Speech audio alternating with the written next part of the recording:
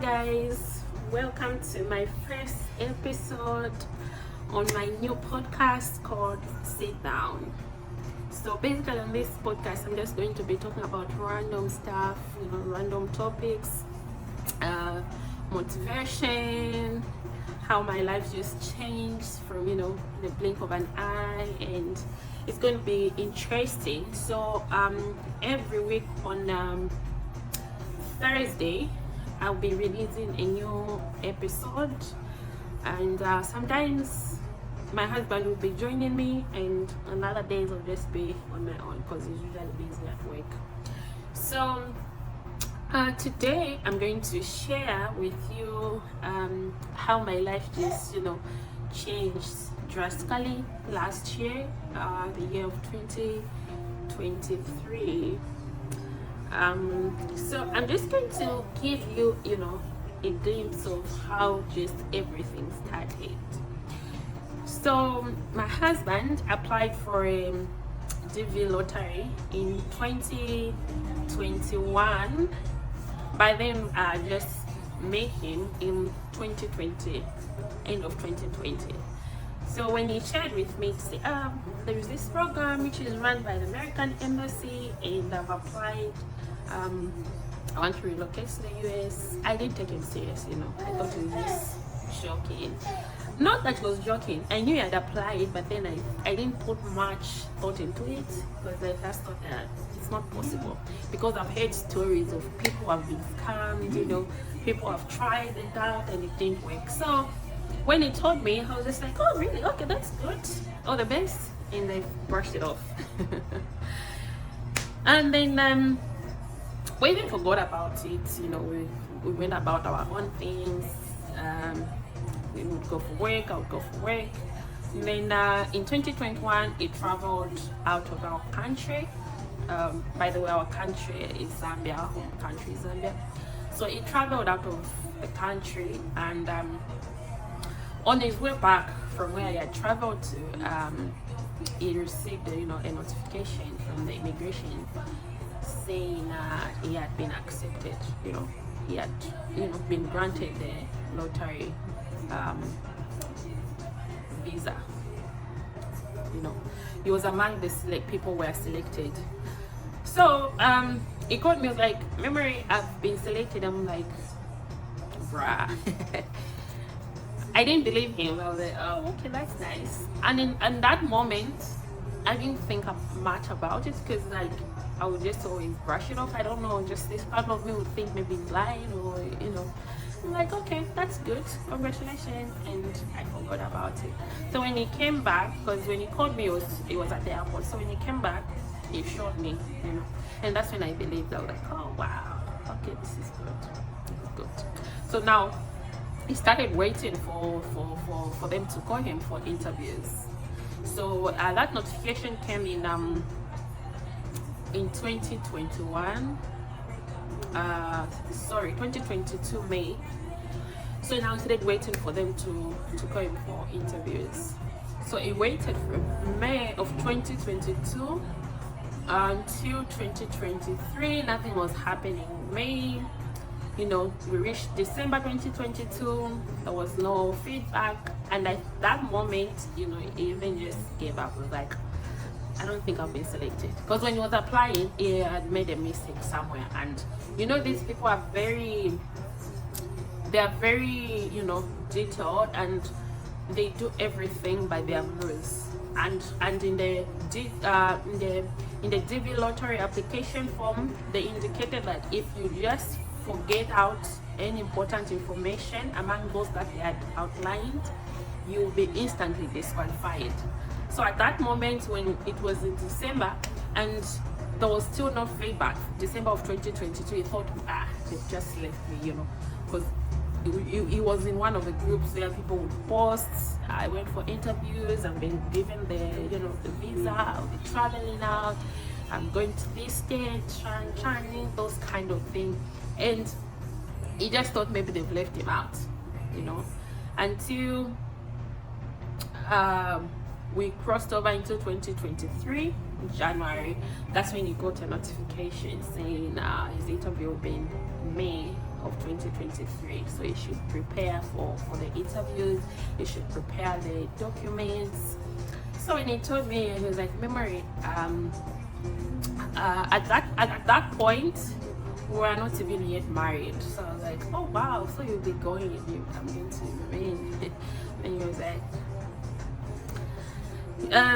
yeah. So in the turn of events, we decided to get married, so that by the time he's going for interviews, he would have included me as his spouse. So basically what happens is, when you do the application and you are single at that moment, when you're applying, you have no children, you can apply, and then once you've been granted the visa, you receive a notification. Like when you check your your entrance status and you discover that you've been given the DV, you can include your wife if you got married after your application. So basically that's what he did. He had to include me, and if you have children also after your application, you can include them.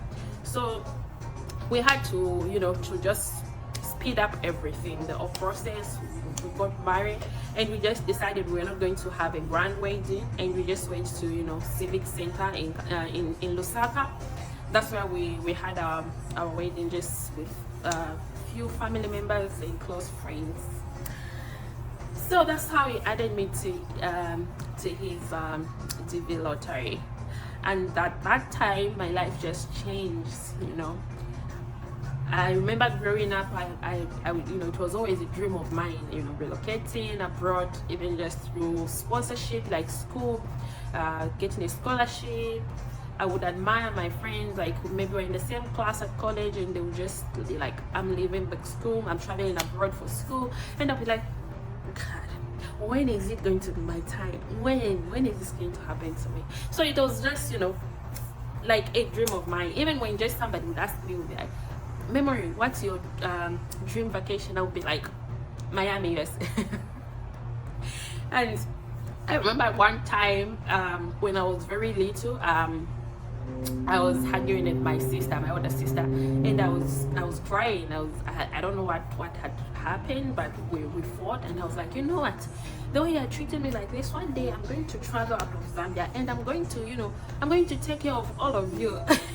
I just said that in the moment of heated argument and through emotions, not knowing that those words that I spoke at that moment just changed my entire future. And that's why I believe in what they say, there is power in the tongue, because what you manifest will surely come to pass. It may not happen there and then, but it will definitely happen. And so when my husband told me we're going to America, everything, like my whole life just changed. Everything just felt like I'm in a long deep dream, and like, when am I gonna wake up in this dream? Is this happening? And it was happening, but I couldn't believe it.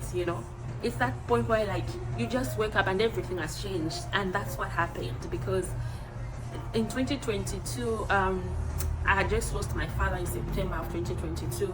So going into 2023, my emotions were just all over the place. I was just in a dark place, confused, questioning why that happened, why I had to lose my father.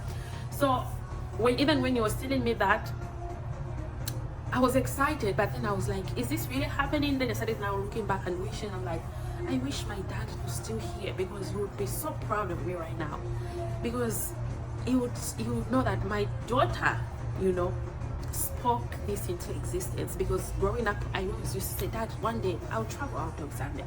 I didn't know how it was going to happen. I even started the business. I'm like, maybe through my business, maybe through school, but one day I'll travel out of Zambia. One day I'll land into my my dream vacation country. And so when it happened, I couldn't believe it. Even up to now, I failed to believe it, because my life just feels like it's a big deep dream. So, and that's just what happened. Like, everything just changed at the time when I was at my lowest, when I just thought everything was just going down the drain. I would be at work and I would just be crying, thinking about my dad, because I was very close with my dad, and I hoped that he was going to make it. So it was just a deep, deep, dark moment in my life. And when I was telling my family, I'm like, you know what, we'll be leaving the country, we're just waiting for the embassy to give us a notification for us to go for interviews. They also couldn't believe me. They thought I was just making up things because even myself, I wouldn't believe myself. So it was with that. So it's been interesting. It's been one of an interesting journey. And when the time came, we quickly and one thing that I have to mention is I've never had a passport my entire life. My now husband, when we are just mates, he would make a joke because I have, up until the moment we left Zambia last year, I've never been on a plane. I've never had a passport. I remember one time I went out of the country to Dar es Salaam and I had to get a pass. That's how I was just not thinking about getting a passport. And my husband would be like, "Remember, you need to get a passport." Like, I'll get a passport, but what do I need a passport for? It's like, you never know when you need it. Maybe tomorrow I may just take you out of the country, He would say that jokingly. And at that time, he also didn't even know that we would, relocate. But he would jokingly, say those kinds of things. Like, you never know when I'll take you out. I'll be the first one to put you on the plane, and we'll laugh about it. Like, I can't wait, because you know what, I've never been on the plane, and we'll just laugh about it, So I never wanted even to bother myself to get a passport until last year. When he got the notification, he was like, "See what I've been telling you about getting a passport?" I was like, "Sorry boss, you are right." I should have done it a long time. And so at that moment, because I couldn't have done the interviews minus me having a passport, I now started stressing. I had no passport. I had to apply for his passport, and our system in Zambia is very, I don't know how I can put it, but it's a process. Just for you to apply a passport, it takes some time, because there are piles and piles of people who have applied. So I had to do an express passport, and it still took long. At that point, I started stressing. I was like, if this doesn't come out, what am I going to do? And so it was just stressful. I had to wait for my passport. I applied for it in March, and our interviews were in May. So I was stressing. We got married in April of 2023 on the 15th, and it was just an intimate wedding with a few friends and family, and it was memorable. I loved my dress. There's this good teller, did like a simple but nice wedding dress. My husband wore a suit, and the thing is, my family wanted me to wear a wedding gown. My husband's family also wanted me to wear a wedding gown, but then myself, I was like, no, I want to try out. I want to do something different, because everyone who gets married at Civic Center, they put on these big gowns, and when you're having a wedding at church, it's the same thing. You put on a big gown. No, I want to try out something different. I just want to step out of the routine, like the usual what everyone is used to seeing. And so I had to search for good tailor. I have a very good tailor, and Christine, she's found in Northmead. She's very good at what she does, trust me. And so I came up with, I went to Pinterest, checked out some short wedding dresses ideas, and now combines the patterns and how I wanted it to be and just look. And I came up with something where just a simple but nice short wedding dress, open back with a big ribbon, with a big ribbon, and did I even wear a robe? No, but it was a very big ribbon at the back with a very, very long tail, and then it was knee length, short sleeves. I looked good. And then I was like, what am I gonna wear on my head? Like, what am I going to do with my hair? I was going through different styles of what I wanted to do, and then finally I was like, okay, this is a simple short dress. What hairstyle would look nice on me? And I'm like, okay, I'll just do a simple ponytail. And so I also went to Faith in Northmead. She did my hair and makeup. She did a simple but nice sleek ponytail, and then it was mashed up with a very beautiful fascinator, a very big beautiful fascinator, which was designed by someone who's a student at Hunza. And so I got these nice white heels. I looked perfect, trust me. I know I'm talking about myself, but everyone was just like, oh, wow, you look good, because it was different, you know. It's not something that people are used to seeing every day. And so I loved my simple but nice look. And when our pictures came out, we just found ourselves trending on Facebook. We're on the pages in Zambia. Like, people would send pictures, is this you? I'm like, what's happening? People are just tagging me, waking up to messages. You know, people are complimenting my look, how used we looked, my husband and I, how simple our wedding was. And when it came to our wedding pictures, we also had very good experienced photographers.